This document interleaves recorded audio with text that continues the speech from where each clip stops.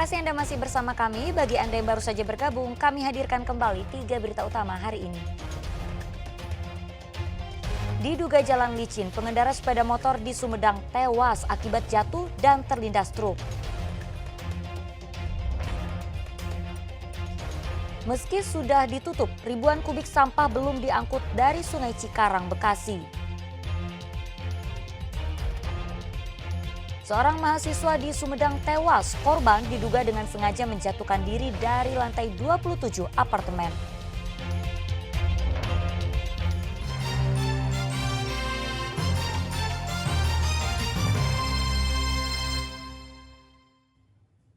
Ya, usai didatangi Menteri Sosial Pondok Pesantren Yaspida Kabupaten Sukabumi, dikunjungi Menteri Agama pada Selasa malam. Kedatangan Menak untuk menyampaikan bela sungkawa atas meninggalnya 4 santri dalam bencana longsor Rabu pekan lalu.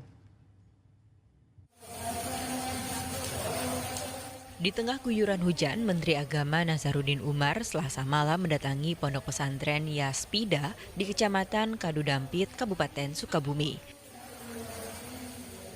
Kedatangan Menak disambut selawatan dari ribuan santri dari tingkat sekolah dasar hingga sekolah menengah. Menak pun memberikan tausiah kepada ribuan santri di Masjid Ponpes Yaspida. Kedatangan Menak untuk menyampaikan bela sungkawa atas musibah yang menimpa 9 santri dalam peristiwa longsor pada 14 November lalu. Menak berharap kejadian serupa tak terulang lagi. Ikut prihatin dan mengucapkan bela sungkawa sedalam-dalamnya atas musibah yang menimpa pondok pesantren kita di sini, ya sampai menelan korban. Kami tadi berdoa semoga insya Allah menjadi syuhada yang nanti akan menanti kita di pintu surga. Mereka-mereka yang mendahului kita itu. Kami ikut sedikit meringankan beban, bantuan ala kadarnya. Jangan dilihat dari segi nilainya, tetapi lihat bahwa pemerintah dalam ini Kementerian Agama sangat concern terhadap kejadian yang menimpa keluarganya. Ya. Tentu kita juga berdoa semoga Allah Subhanahu Wa Taala ya memberikan masa depan yang lebih bagus di pondok ini. Kementerian Agama juga memberikan bantuan kepada para korban dan santri. Total bantuan yang diberikan sebesar 200 juta rupiah. Rabu pekan lalu, 4 santri dan 5 lainnya terluka usai tertimpa tembok yang roboh karena longsor. Asep Didi melaporkan dari Kabupaten Sukabumi. Ingatkah Anda soal munculnya tumpukan sampah ilegal di bantaran Sungai Cikarang, Bekasi Laut? Nah, meski TPS ilegal sudah ditutup, ribuan kubik sampah tak kunjung diangkut. Hal itu bisa mengancam ekosistem di sekitar sungai.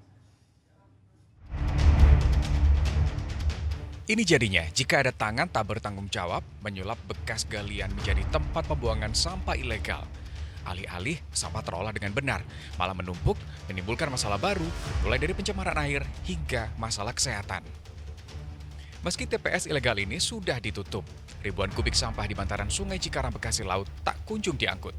Hingga sampai saat ini belum ada upaya pemerintah setempat untuk merelokasi tempat sampah ilegal yang berasal dari limbah rumah tangga di kawasan Babelan, Bekasi, Jawa Barat. Sampah-sampah ini didominasi oleh sampah limbah rumah tangga yang didominasi oleh sampah plastik yang sulit terurai.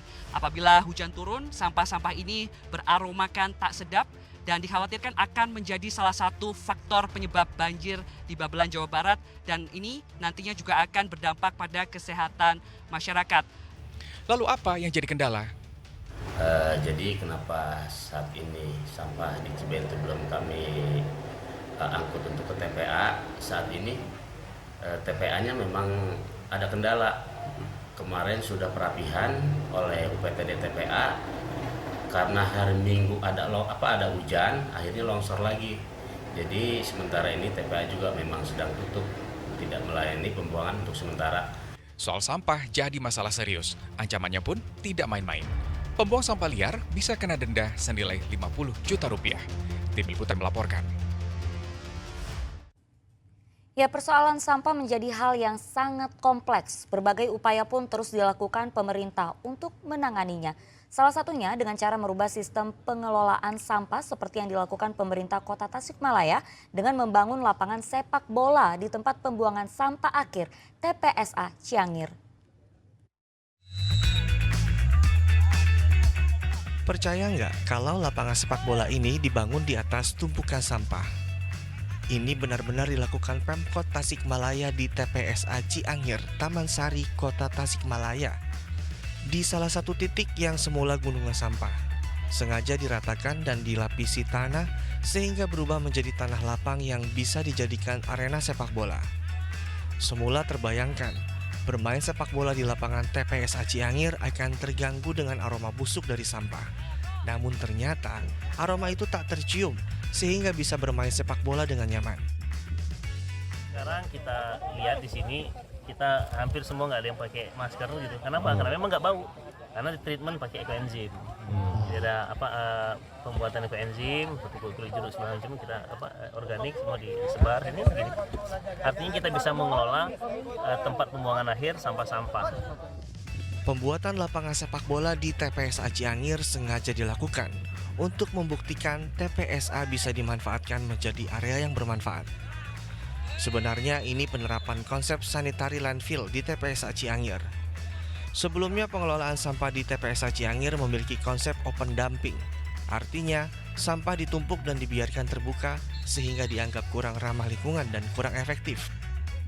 Kita rubah sesuatu yang tadinya gunung sampah itu menjadi tempat datar dan kita bisa main bola. Kenapa main bola? Kenapa lapangan bola itu harus datar. Yang kedua harus ditutup dengan tanah. Harus ditutup dengan tanah, otomatis sebenarnya yang ingin saya arahkan ini sanitary landfill. Kalau sebelumnya kan hanya open dumping, hanya sampah ditumpuk saja.